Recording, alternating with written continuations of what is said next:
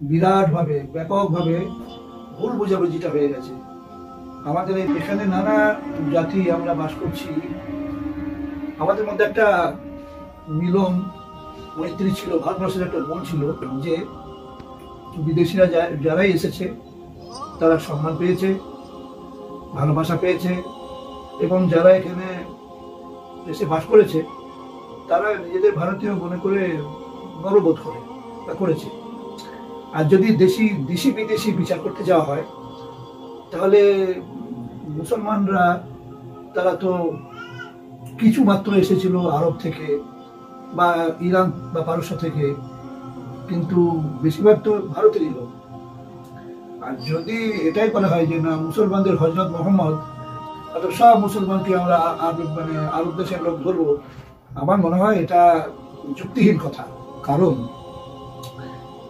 হিন্দু ধর্ম বা জাতি এই যে ভারতবর্ষে রয়েছেন, তো এদের মধ্যে সবচেয়ে যারা সম্ভ্রান্ত বা উচ্চ শ্রেণীর হিন্দু তাদের বলা হয় আর্য।